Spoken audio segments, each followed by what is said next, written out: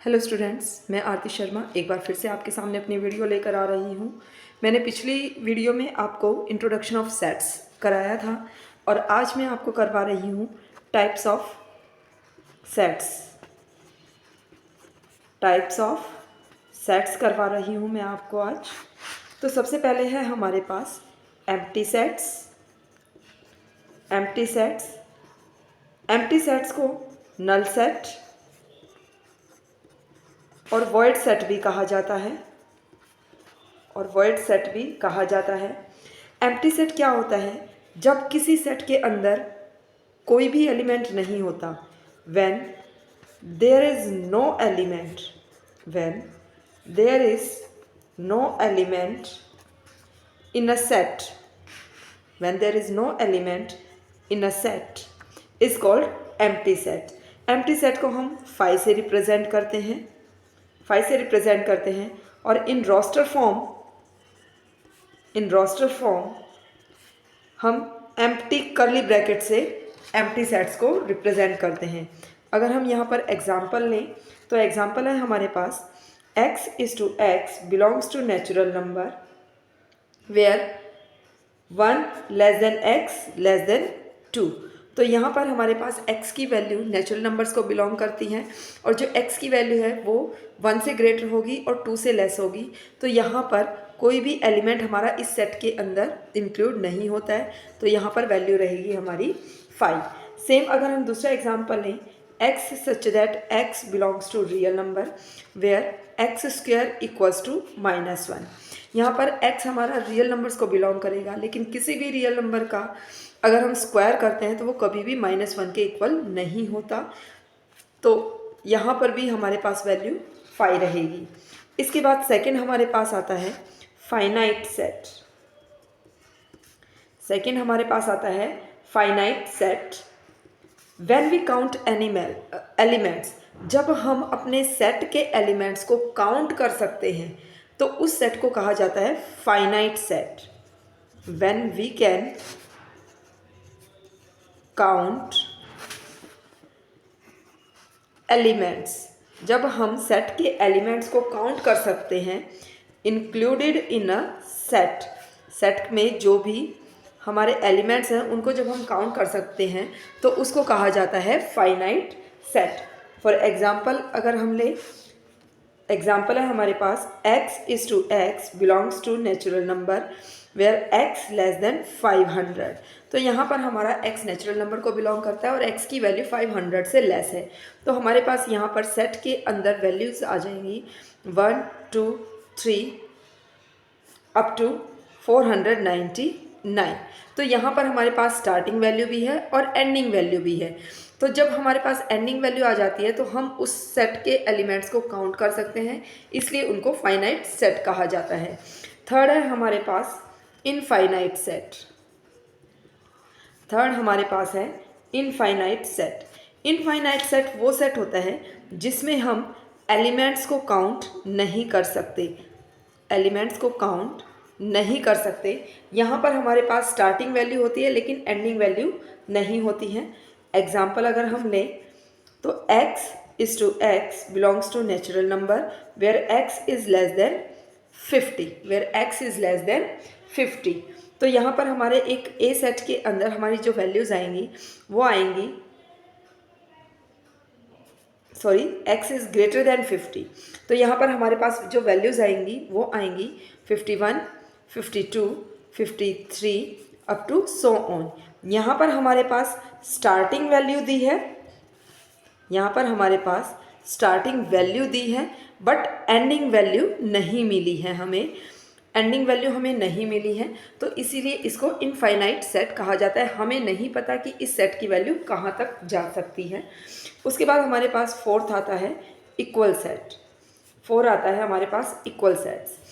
Sets के अंदर हमारे पास दो सेट्स होते हैं। First one A and B. तो ए सेट बी सेट के इक्वल कब कहा जाएगा? जब ए के एलिमेंट्स इक्वल होंगे हमारे बी के एलिमेंट्स ऑफ बी। तो जब ए के एलिमेंट्स हमारे इक्वल होंगे बी के एलिमेंट्स के, उस टाइम उस ए और बी सेट को आपस में इक्वल कहा जाएगा। यहाँ पर रिपीटिशन मैटर नहीं करता, रिपीटिशन ऑफ एलिमेंट्स यहाँ पर मीनिंगलेस है, यहाँ पर रिपीटिशन ऑफ एलिमेंट्स मीनिंगलेस है, राइट। फॉर एग्जाम्पल अगर हम ले, हमारे पास एक ए सेट है 1 2 3 और एक बी सेट है हमारे पास 1 1 2 2 एंड 1 1 2 2 एंड 3, राइट। तो यहाँ पर 1 2 और 3 तीनों एलिमेंट हमारे बी सेट के अंदर है, तो इसलिए हम कह सकते हैं कि ए इक्वल्स टू बी है। फिफ्थ हमारे पास आता है इक्विवेलेंट सेट, फिफ्थ हमारे पास आता है इक्विवेलेंट सेट्स। ये भी हमारा 2 सेट्स होते हैं, इसके अंदर भी हमारे पास 2 सेट्स होते हैं ए और बी, राइट। तो ए और बी को इक्विवेलेंट सेट्स रिप्रेजेंट करने का सिंबल ये है, this is called equivalent, right, ठीक है। तो इक्विवेलेंट सेट्स के अंदर हमारे पास number of elements of A set equal होते हैं number of elements of B set के, ठीक है। This N represent number of elements, this N represent number of elements. जब number of elements A set के number of elements B set के equal होंगे तो उस टाइम पर हमारे पास ये दोनों इक्विवेलेंट ए सेट बी सेट के इक्विवेलेंट कहलाएगा। यहाँ पर हमें नहीं पता हमारे पास वैल्यूज़ क्या हैं, नो मैटर व्हाट वैल्यू दे है, उन सेट्स के अंदर क्या वैल्यू है हमें नहीं पता, लेकिन उन दोनों सेट्स के अंदर जो नंबर ऑफ एलिमेंट्स है वो इक्वल होने चाहिए। तो अगर हम इसका एग्जांपल लें, हम इसका एग्जांपल लेते हैं। हमने एक ए सेट लिया है दैट इज़ 1 2 3 और एक बी सेट लिया है हमने ए बी सी। तो यहाँ पर number of elements in A set 3 है, number of elements in B set also 3 है। तो यहाँ पर n of A equals to n of B है, तो यहाँ पर ए इक्विवेलेंट हो जाएगा हमारा बी सेट के, राइट।